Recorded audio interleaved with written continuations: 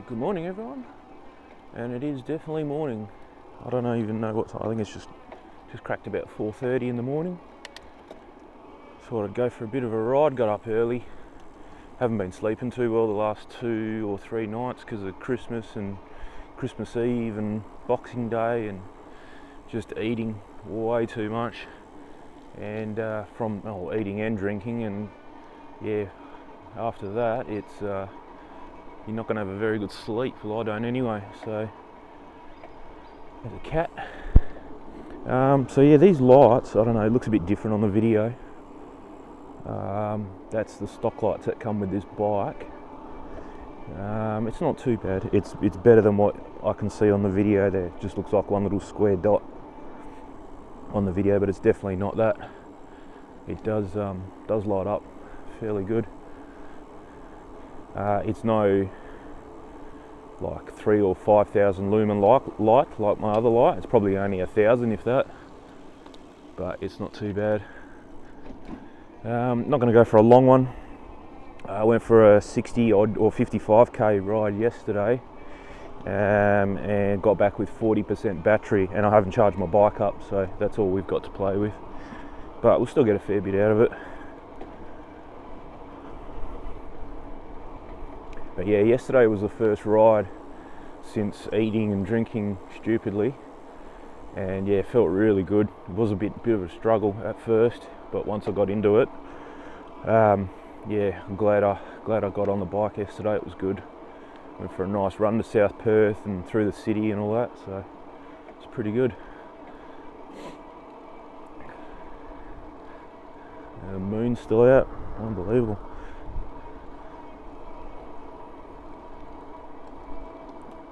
Rubbish all over the road for some reason. It was pretty windy last night. I don't know what happened. There's a big bag just there. I thought it woke us up. I thought it was raining, but it was all the leaves moving around everywhere. It's crazy, but it's pretty still this morning.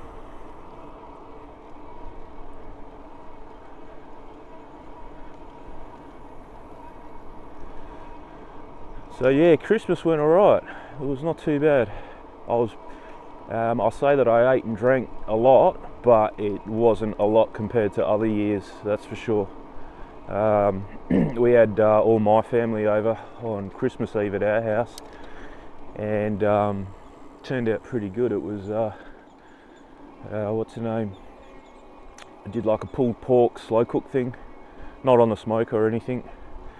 Just in buns with gravy and stuff like that. A bit of chicken, bit of this, bit of that. It was good. Heaps of dessert. Everybody brought something. Plenty of drinks, and yeah, it was good. And then Christmas Eve was at my missus's family for a lunch, and they had pork and fish and all sorts of stuff. Heaps of salads, and so I kind of looked after myself on I went a bit stupid on Christmas Eve, and then looked after myself on Christmas, so it was alright. I got away relatively unscathed, but yeah, definitely I can't eat as much as what I used to eat, that's for sure.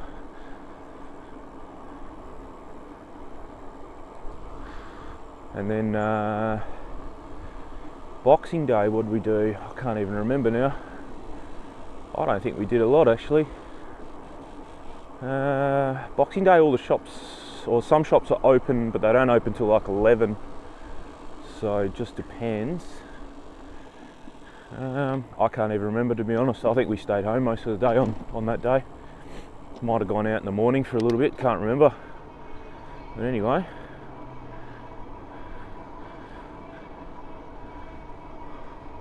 might go through this park and see what it's like. Just got to dodge sprinklers, that's all, because everyone's doing their watering this time of the morning.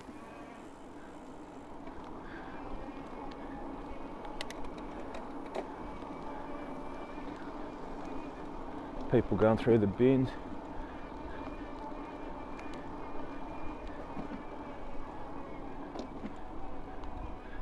How do you get to this park? I think you can get to it from here.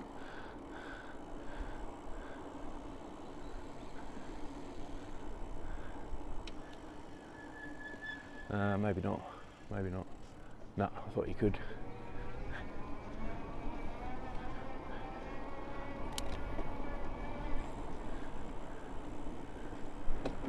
Well, she was actually hanging in the bin. I thought it was only one person there, but there was two. Here we go. That's right. Crazy. Anyway. Oh yeah. Cool.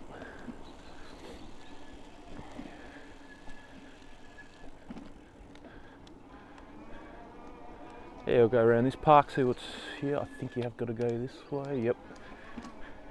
Bit different at night time.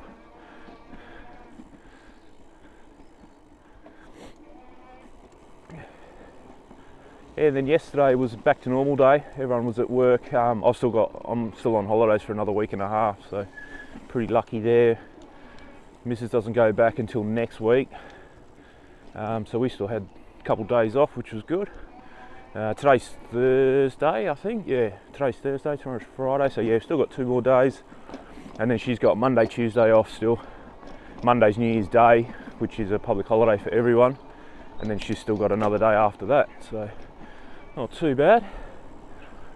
And we're trying to plan a jet ski run. Me and my mate, I was talking to him yesterday while we were riding.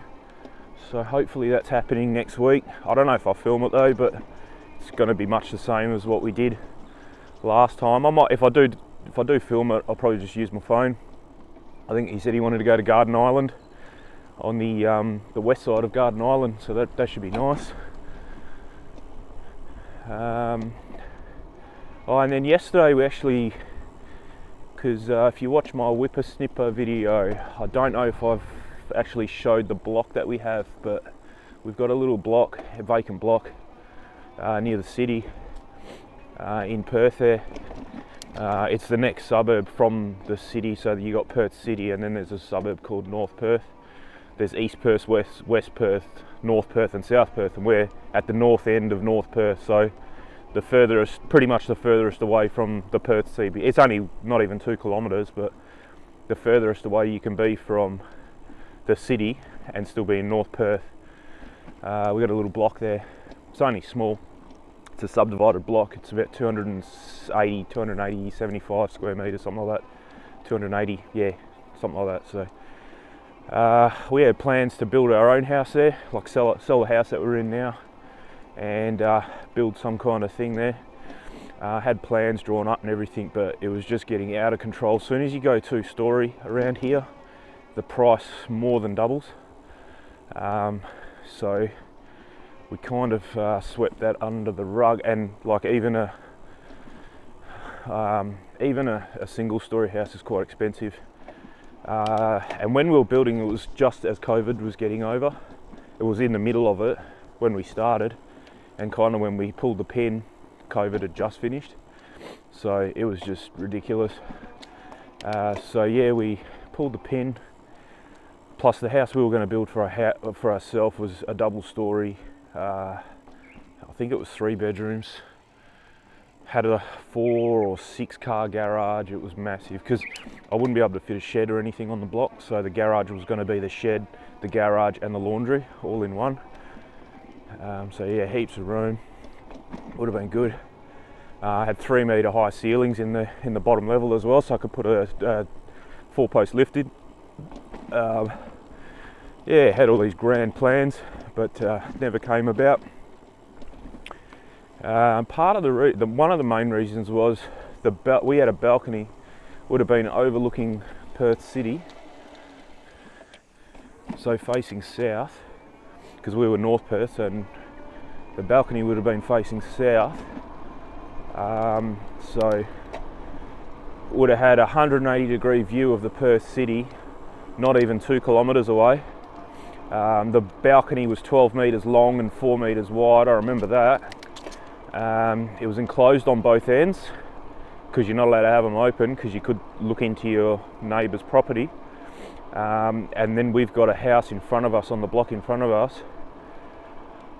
But I mean, you wouldn't, unless you're really hanging off it, you wouldn't see. And their backyard, their house is very close to the fence, so you can't see the backyard. Their backyard would have been their front yard, which we wouldn't have been able to see anyway. But anyway, that's besides the point. The council said, no, you can't have your balcony. Well, you can have your balcony, but the wall is normally 1.2 metres, which is like 5 foot, not even. 4.5 foot, something like that, so you don't fall off the balcony, obviously. They wanted us to have a 1.6 metre wall there, so sitting down at the table that we're going to have out there, you'd never see the view, you'd just be looking at a wall. 1.6 metres is what, 5.5 foot. I'm not too good, you'll have to measure it, but yeah, it was 1.6 metres anyway. 1.8 metres is 6 foot, so 200 mil shorter than that, so yeah, 5.5 foot, something like that. Definitely not 6 foot, but yeah, 5 foot, 5.5 foot, something like that. And I thought, nah, it's not going to happen, so that kind of killed it. And then we got the price increases, and that just put the nail in the coffin, really, and we decided not to go ahead with it. So fast forward to yesterday, we've decided that yeah, we are going to build there, but what we're going to do is not build the house for ourselves. We're just going to do a single story 2-bedroom house and just build it to rent out, really, because otherwise we've got the block there sitting there doing nothing, and every few months you get a bill from the council or the water corporation or whatever saying you owe us money for the service that we're whether you use it or not, that's besides the point. We're providing you the service, so you're paying for it. And granted, it's not a lot. I think the water every couple of months is about $120 for the water service. No one uses any water there because no one lives there, so you're not paying for actual water usage, but you are paying for the water service fee. And so what that adds up to, I don't know, maybe $400-500 a year. Then you've got the council rates, which are the kicker. So they will charge you, if it had a house on it and you could rent it out, they charge you a percentage of that, but there's no house on it, so it's not like we're making money off it. But that comes to about, I think because it's a vacant block, it comes to about $2.5 grand, something like that. That's per year. That's just the privilege of having the council to say that you live in that council. They're the ones that, you're paying to empty the bins and keep the street lights on, stuff like that. So that's what you're paying for. But no one lives there. We don't live there, so it doesn't matter. So that's a bit of a waste. I reckon once it's got a house on it, like the house we're in now is 25-ish minutes from the CBD, and we're paying nearly $3 grand a year for council rates. So I reckon the house in North Perth, that's just going to go ballistic. That'll be above $4,000 a year, which is a bit ridiculous. Because no matter where you live, it costs the same amount of money to empty your bins, and electricity is the same price. Don't know why they do it. It's a percentage of its rental. They work it out on a percentage of its rental income for the year, which is stupid. And like if you lived in like the real fancy suburbs in Perth in multi-million-dollar houses, it's just ridiculous. It's different. I definitely agree, if you're renting the house out, you should be paying a bit more because you're making money off it. But if you live in the house, that should be a bit different. That you shouldn't be paying as much. It's not a business, it's your home. So yeah, they shouldn't be charging you that much for it. But anyway, and it was pretty funny because during COVID, I think all the rental prices went down. Or maybe it was a bit before COVID, I can't remember, but there was a bit of a real estate slump in Perth, and none of the council rates actually went down, even though rental prices went down. Now it's the opposite. I think we're at a point, I heard on the radio a couple of weeks ago, it's about a 0.9% vacancy rate, so there's like almost zero availability that's affordable. You can definitely rent a house. So I was looking the other day in North Perth, if you'd like to pay $1,000 a week. Mosman Park, big mansions there, a couple grand a week. They're vacant, but no one can afford them. So yeah, it's in the affordable suburbs, there's hardly any rentals available, which is a bit sad.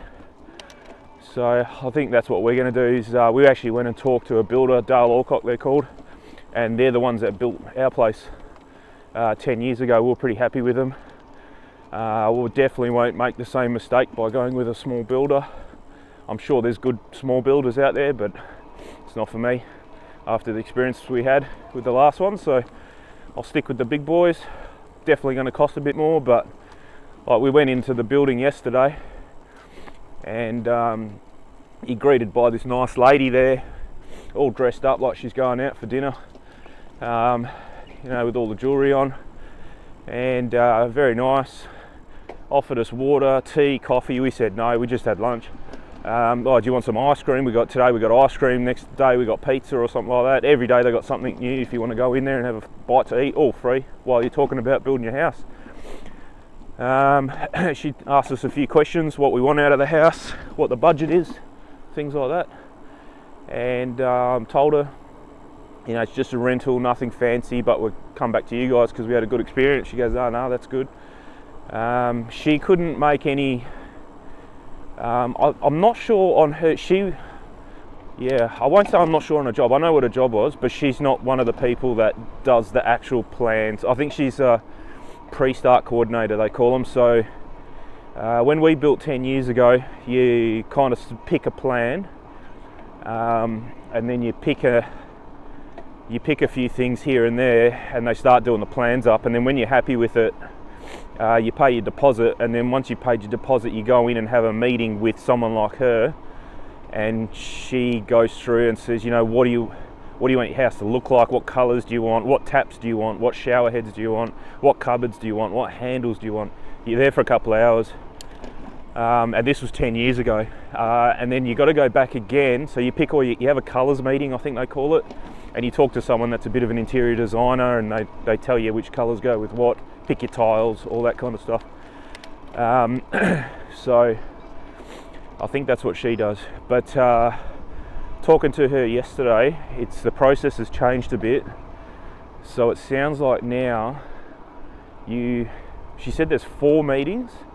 So there's an electrical and lighting meeting, then an air conditioning meeting, because air conditioning is all included in these houses. They're pretty much turnkey. You walk in, it's all painted, tiled, aircon, electricals all done and ready to go. Brick paving, whatever you want, they do everything. So yeah, she said there's an electrical and lighting, air conditioning, colours meeting, so picking all your colours, and then a actual pre-start, which is where you pick your oven and that kind of stuff. So there's 4 or 5 different meetings, she was saying, and they do them over the course of 2 days. She said you can do them in one day, but mainly do them over the course of 2 days. So yeah, sounds good. So just for comparison, because I don't know what houses cost in America, but I do know you build them out of wood, so I don't think they're as expensive as our places. Ours are double brick, so not only one thing, but actually, oh, that's cool. That camera was, I don't know how long that camera was doing that, but it was facing me upwards. Awesome.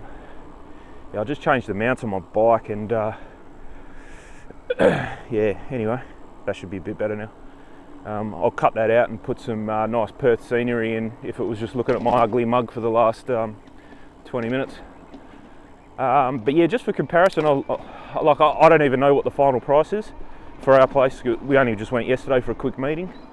But our house that we built 10 years ago was started off at about 240,000, and then by the time we'd done pre-start and finished it, it ended up at 300, and we thought that was expensive. Try and build a house these days, and our house is a 4-bedroom, 2-bathroom, theatre room, games room, big open plan. Oh, you guys have seen it on the video anyway. Big garage, big alfresco, brick paving all throughout. We got it all pretty much finished by them.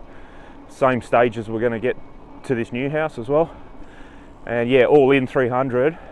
And then we had a bit extra for landscaping and things like that, but not much extra. So yeah, and then this place is our place is about 380 square metres, 390 square metres, something like that, just under 400, including the garage and the alfresco. It's all the roof area. So this place, our block size is only 280 square metres.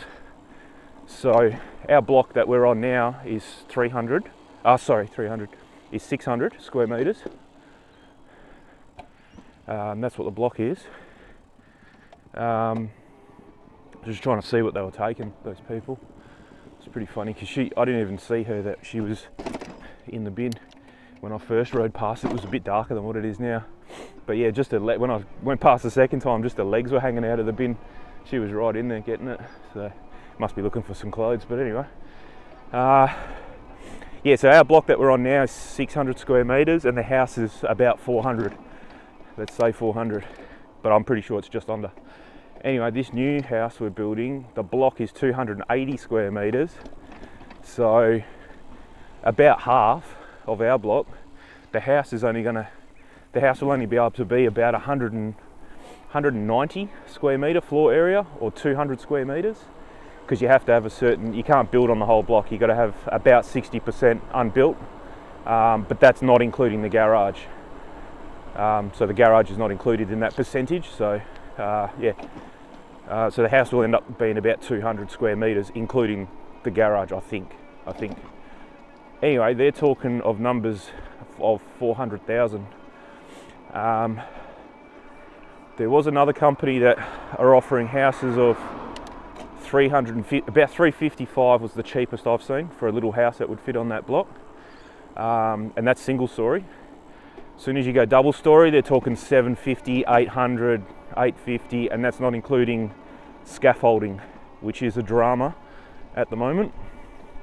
So if you're building a 2-story house, you must have scaffolding around the whole house when they're up to doing the roof and final fittings on the roof and stuff. And that's a drama. And when we talked to these guys yesterday, they said, look, if you want to build 2-story, we're not the builder for you, because we don't touch 2 stories at the moment because of scaffolding delays. It's just wiping out timelines and stuff like that. So and he said it's going to be really expensive. Like once we told him our budget, he said, nah, it's going to be out of your budget, number one, and number two, it's your time. We can't guarantee anything, so we don't even touch it. So I said, fair enough. And we kind of were 80% on the idea of just doing a single story anyway. So that'll be fine. Keep the cost down. And like I said, it's a rental, so I'm not doing anything fancy to it like we did to our place, adding any extras or anything like that. It's just whatever it comes with, and that's it. So yeah, that should be good fun. He didn't even give us a definite yes, they're going to build it for us yesterday. He's got to go and talk to someone. I don't know where they are, but in a different office somewhere, and give them a rundown on the block, because of the block size. So we've got a 15 metre frontage, and the block's only 18 metres long. So there you go, there's your size there. They don't build any houses that would fit on that block, but more than happy to, he said he'll look through the archives and see if they've done something similar size, and then we can go from there. But if not, he said, look, he just took down a few things. The only thing I said I wanted a master bedroom with an ensuite, its own ensuite, and then another bedroom with a semi-ensuite. What that means is so your primary bedroom, say where mum and dad would sleep, has their own bedroom, has their own bathroom that is accessible from their bedroom only, and only them use that bathroom. Shower, toilet, basins. Normally you go double basins, but I don't know if we're going to be able to do that with the space restrictions we have. So yeah. And then the semi-ensuite, what that is so bedroom number 2, so where only child might sleep. Not that we got kids, but whatever. They'll be in that bedroom and have access through a door from their bedroom into that ensuite, to that bathroom. But also there's a door from that bathroom out to the main living room or to a corridor, or however he does it, so that if you have people over for dinner, any guests, they use that bathroom as well. So not that you got people over all the time, so 99% of the time the second bedroom has its own ensuite bathroom. So that'll be nice. And then and then when you got someone over for dinner, whatever, they use the second bedroom's bathroom as an ensuite.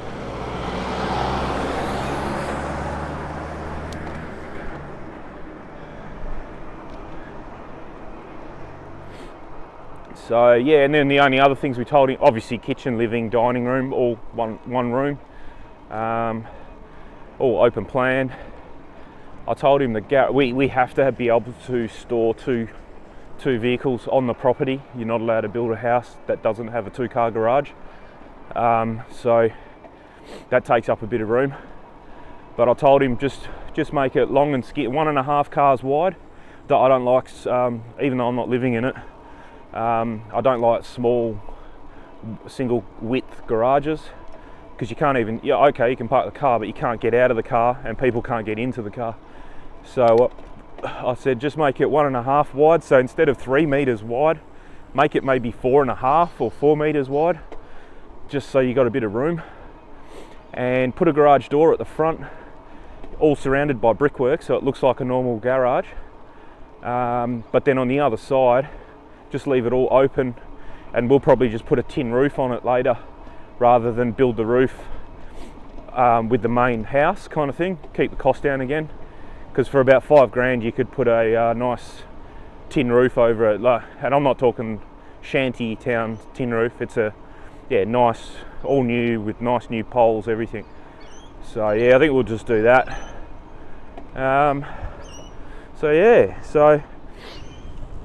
But yeah, like I said, he has to get to someone to make sure that it's viable for them to actually do the project, seen as though that it's not an off-the-shelf design or block. He said the 2 main things that will kill it are if you've got too much slope on your block. Anything over 1 meter, they don't want to touch it, because it's just too much with earthworks and it'll just blow the cost out.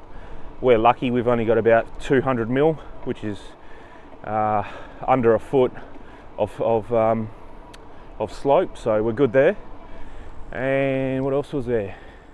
Oh, being 2-story, and we said nah, single story. So yeah, as soon as you say 2-story, they don't want to know you, which is fair enough.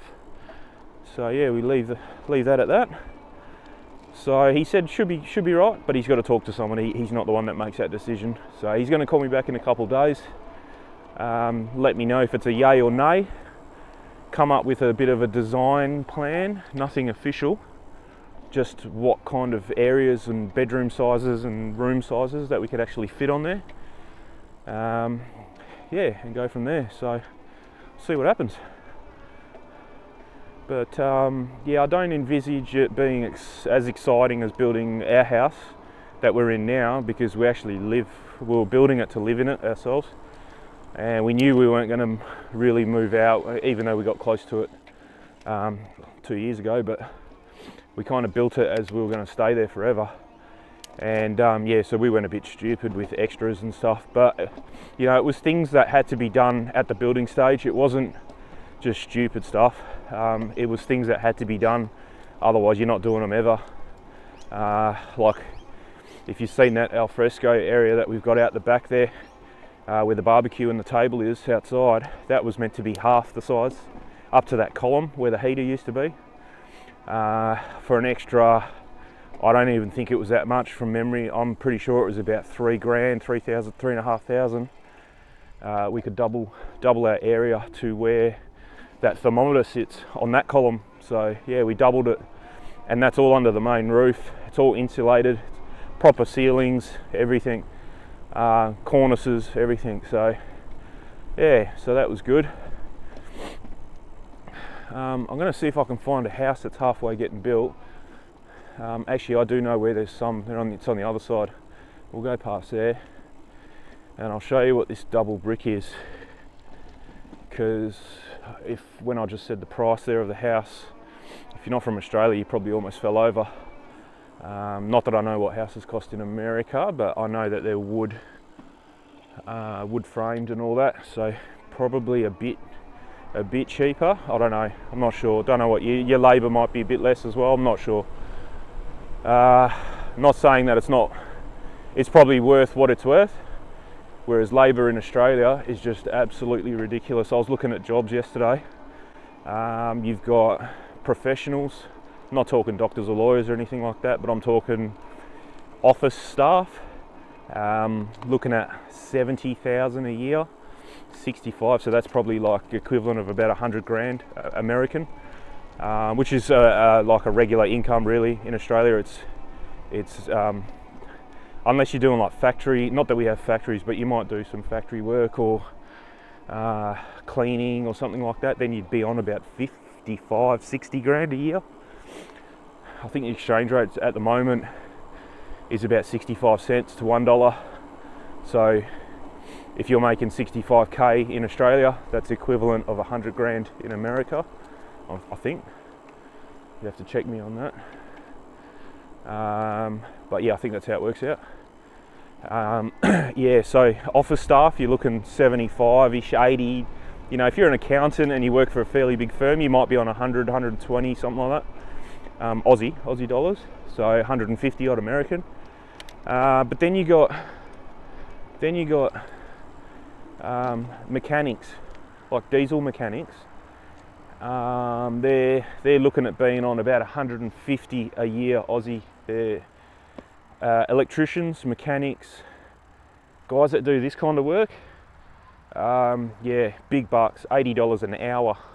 I couldn't believe it. I was like, geez, when I was, 30, well, how old am I? 40, so 20 years ago when I was looking to get a job, my old man's a mechanic and he's like, nah, don't do that because you'll never make money and it's crap and you're always dirty. You don't want to be a carpenter, they just do shit work, very, poorly paid for what they do, this and that. But yeah, these days, carpenters, $80, $90 an hour, yeah, big bucks. Electricians, like if you work up north, you travel to go to work like on a plane and stay up there for 2 weeks and then come back here for a week, FIFO, fly in, fly out. Look, more than 200,000 a year you'd be looking at, easy. And even diesel mechanics, easy, 180, 200 grand a year. It's yeah, it's just stupid. Like in those towns, look it up on a map. There's a place called Karratha. I used to work in Karratha a lot as a surveyor. So you got your mechanics earning 180, 200 grand a year. You got your Sparkies, electricians, same, 200 grand a year. Everyone up there wouldn't get out of bed for less than 150, and that's even if you cleaned houses, you wouldn't do it for less than 150 a year. So what that does to that town is when you go and buy a coffee, say you're just a normal Joe Blow, like I went up there a few years ago to do a job, just do a quick job in the town centre and then come back the next day. We're only there for one night. You go and buy a coffee, $9, and you go, what's going on here? So $9 Aussie, $10 Aussie would be another like $15. So you're paying $14 American for a coffee, and a little coffee, not a big one. And then you hear about it, and the barista that works at the coffee shop that doesn't work on a mine site, probably lives in town and all that, they're on about 140, 130 grand a year Australian dollars. And they're on that money because the rent in that town is so expensive. Because I'm just turning my light off. Yeah, because everyone else makes lots of money, so yeah, they have to make lots of money, unfortunately. So yeah, this is what I was talking about. So we'll go for a walk. Everything is, so I think I did mention it in another video. This obviously garage, it's only single brick. So you got that brick there, and then it goes into here. So it's only single brick, and this will be single brick. You can see it here. So you can see that there. So no dramas, single brick. all the internal walls will be single brick. But then if you go to the front door, and this is only single brick because it's single and single and single, so it effectively is double brick with a large air gap of 6 meters for a garage. Internal, they don't even do them out of wood, so that's all brick, and they call them fast bricks. They're like double the size of a normal brick. But then out here you'll see, so you can see it there, see you got a brick, the fast brick, and then there'll be a gap, there's a cavity there. Don't know if you can see it actually, no, but yeah, you can see how thick that wall is. And then another row of bricks. So in here there will be a cavity. Sometimes they put insulation, like silver foil backed insulate. Oh, there you go, there it is there. So that's in the cavity, that insulation all the way down, all the way through.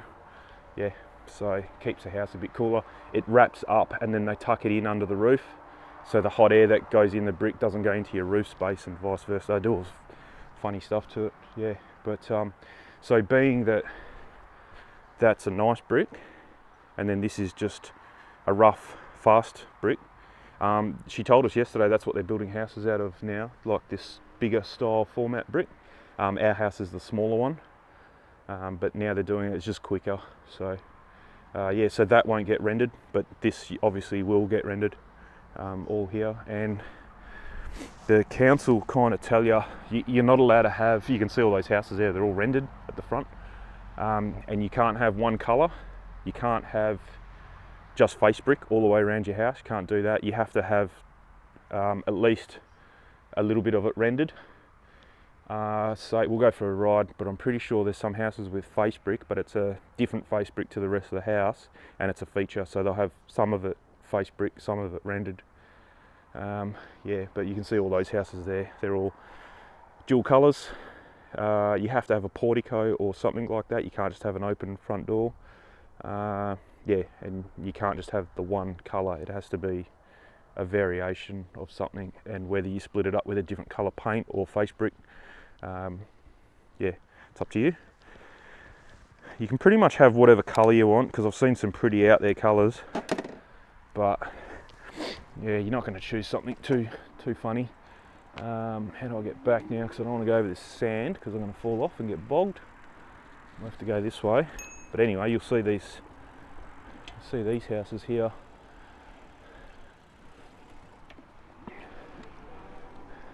See, they're all face brick down the side and then rendered on the front. If you wanted to pay the extra, you can have your whole house rendered, that's not an issue. But it does cost a fair bit more, so that's what they do to keep the price down is, yeah, and then they just want this house here is really nice, it's not quite finished yet, but I normally walk the dogs through here in the morning, and so there's a house just getting built there. But yeah, this one here with the rock and everything looks really nice, just on the left here. So see here, he's got a rock feature wall, so if he wanted not to have that rock feature wall, he'd have to do something. He wouldn't be able to paint it all that colour. But he's got poured concrete driveway, looks really nice. Yeah, so very nice, yeah. But yeah, if you notice it while we're driving around here, you'll see that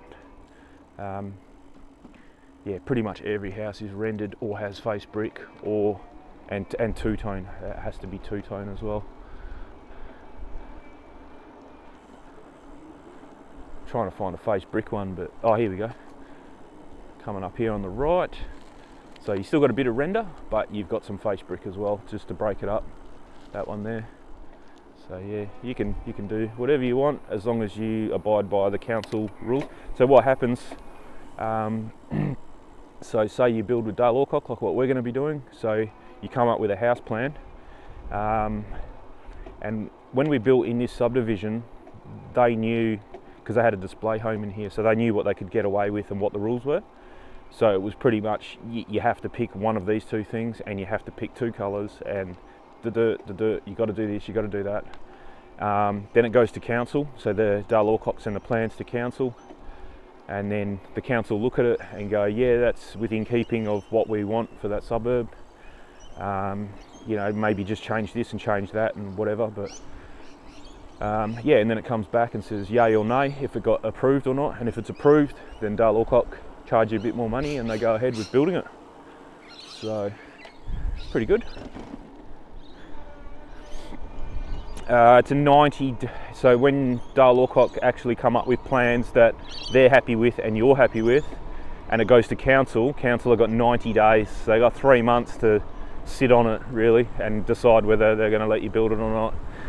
So normally if you build with a big builder like Dale Alcock or someone, they will have a bit of a rapport with people at different councils, and they normally do get fast tracked. We found that with our last house. So yeah, you can get it maybe in 60 days instead of 90, but there's no way it's going to be done in 10 days or anything like that. So it's council, so they don't operate on the same time zone that we operate on, or time frames, so they don't care. But yeah, you can get it a bit quicker. And actually, it was a bit interesting yesterday. The girl there, she really knew her stuff. She was really informative. I'm glad we went. We're only there for not even an hour, but walked out full of confidence and answered all our questions, and just went, yeah, we're not even going to go and see another builder. We were, but they're all around the same price anyway, and you can see that I'll tell you about the display room in a minute, but she was saying that this Dale Alcock guy, he's bought out a lot of builders, a lot of little builders through COVID that were going under, so he's bought them out. And he also has bought a concrete or brick making plant. He's also got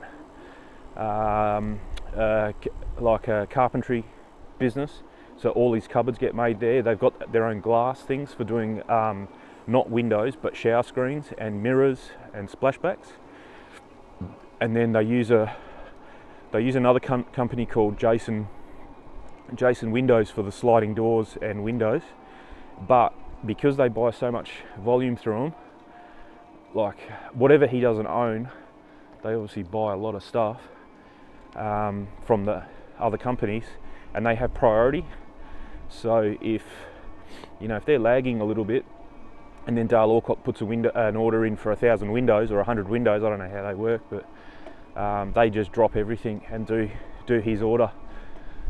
So yeah, she reckons you do get pretty good priority, and the build goes fairly quickly because we're not waiting for anything. Whereas mid-COVID, people were waiting months and months.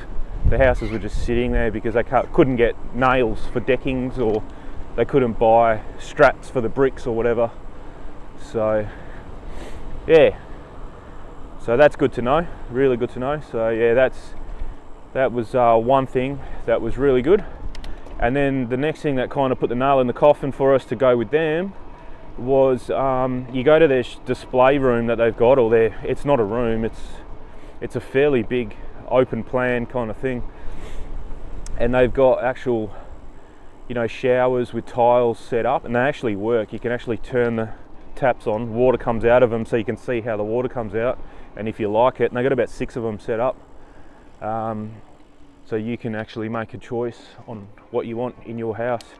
They got all the different tapwares set up. They got, I don't know, they had probably 10 different ovens all built in different ways. They got cabinetry all set up so you can see how it looks. They got all their carpets, tiles, the bricks, the render, garage doors, internal doors, external doors, everything that's in the house they have in this one spot. So when you go to these meetings, you don't have to look at a computer screen and go, oh yeah, I like that door, and yeah, that tile looks nice, whatever. You actually can touch them and feel them and see them in person. They've got everything that they offer in that one display room. You spend the day there.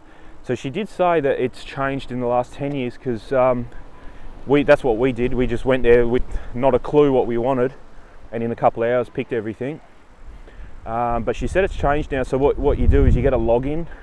So you can log in on the computer once they know your design, and then you can pick your elevation, so what you want the thing to look like from the front, whether you have a portico or a veranda or whatever thing you want there. So yeah, that's so you do the bulk of your choices online at home, just you and the missus kind of thing.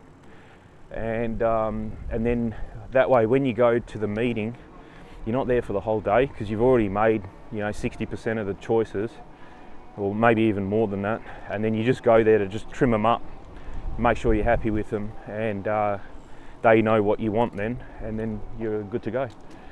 So that's pretty good. But yeah, included is like stone bench tops, ducted reverse cycle air conditioning. I think they do smart wiring, they do all your tiling to the wet areas, and then you get your flooring, whether you want carpet or engineered floorboards or whatever like that. Like if you wanted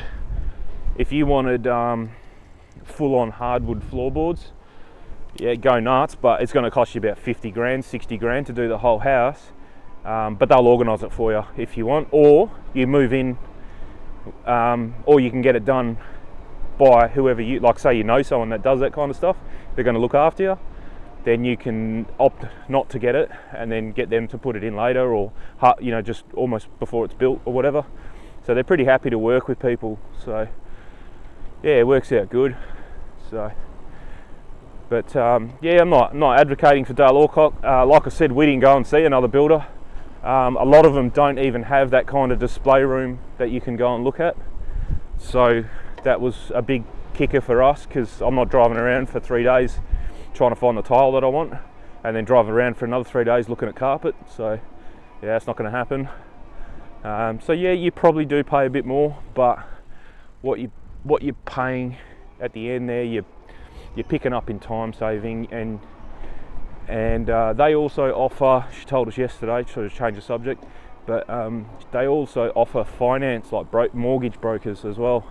Not a part of their business, but they have one that's in the building that they work with very closely. So she said, we kind of had our own from the last debacle that we had, but we don't have to go back with her, but we'd like to. But she said, yeah, if you do go with these people that are just upstairs, any issues or dramas get sorted out within minutes, because she can just zip upstairs, tap them on the shoulder and say, hey, what's going on here? The bank's released the funds, why haven't you guys released the funds to us, kind of thing. So they're just up there, so things can get sorted in minutes rather than days between the because you should really have a good relationship between the finance people and your bank and your builder, because I don't know how it happens in everywhere else in the world, but so what happens is you'll pay a deposit. I don't even know how much that is, but whether you've got them cash ready to go for the deposit or not, the bank will pay it. Say it's 10 grand or 40 grand, I don't even know what it is. The bank will release that once you're approved for the loan. Dale Alcock will send you a bill for a deposit. You send that bill to the bank. The bank then releases that 40,000, say the $40,000 deposit. They release that to Dale Alcock, the builder, and then they start doing what they do. And then the next bill you get is when the slab goes down. So when the concrete slab is all poured and finished, it gets checked off.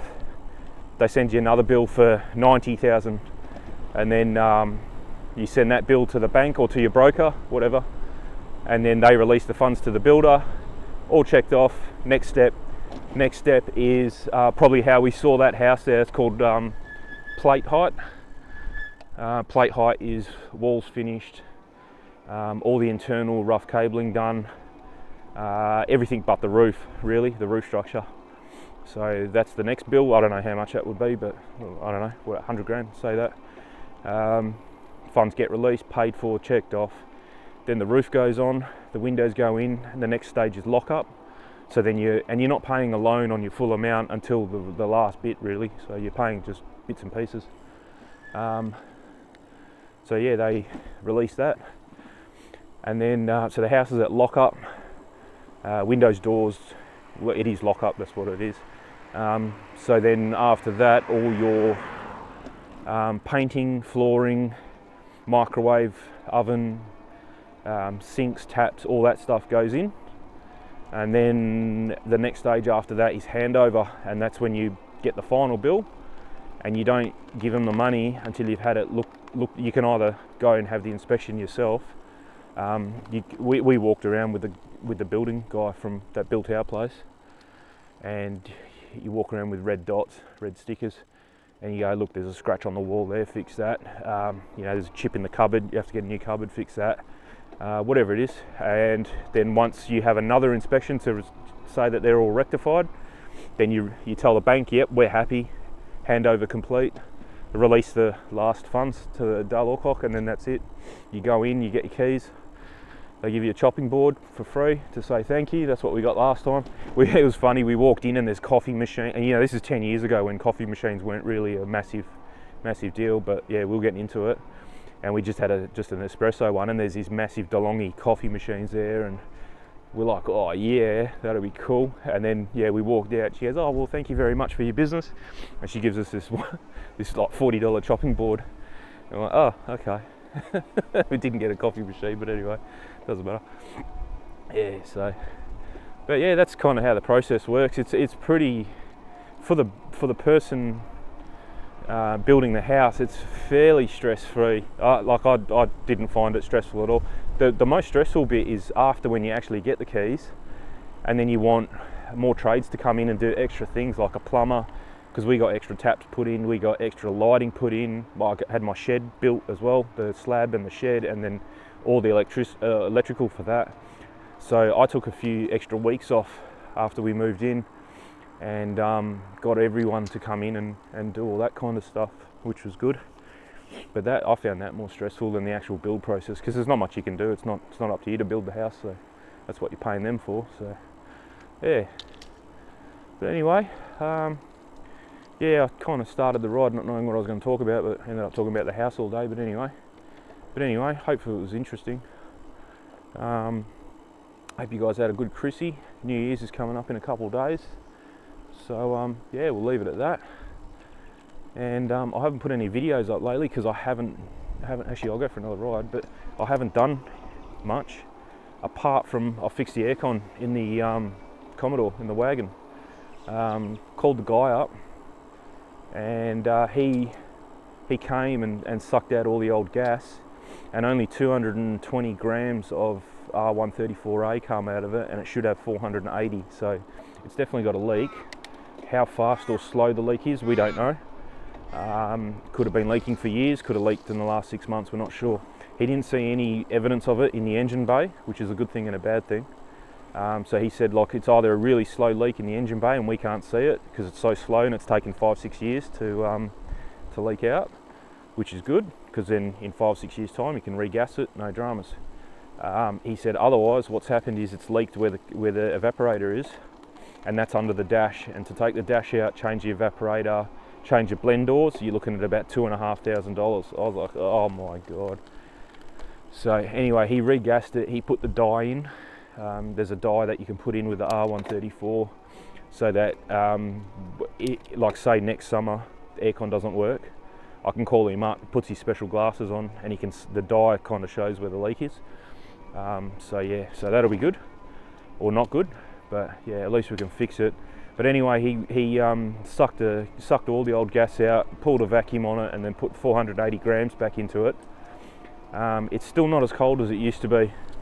So I reckon he tested it, and it's like 5 degrees. He put a thermometer down the vent, and it's like 5 degrees, but it just doesn't have that iciness to it that it used to have. So I'm not sure there, but so we'll see what happens. Unless it's all leaked out again, I'm not sure. Like it's leaked out in a week, and it's a really big hole, then we're buggered. But I'm going to give it till next summer anyway, and see how it goes from there. But yeah, I've just got nothing but problems with cars at the moment. So the Torana's still not working. That's going to go. I'm going to send the box to Sydney to get fixed, the MSD box.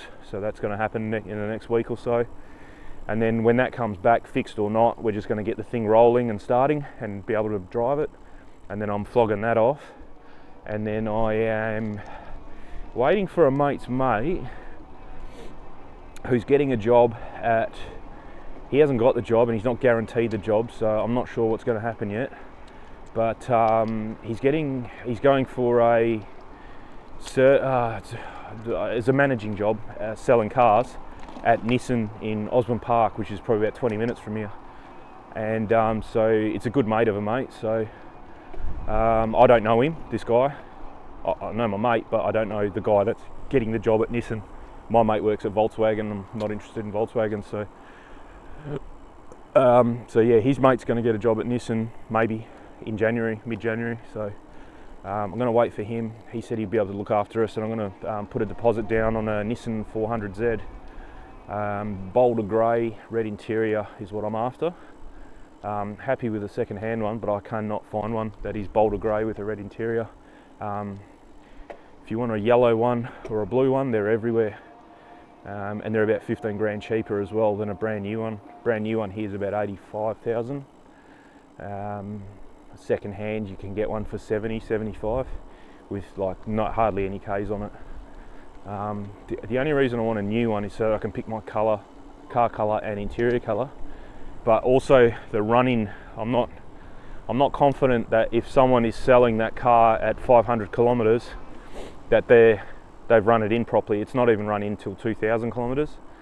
So I guarantee the thing would have been thrashed before they sold it at 200 kilometres or whatever, and you shouldn't do that. And I'm after an auto as well, 9-speed auto.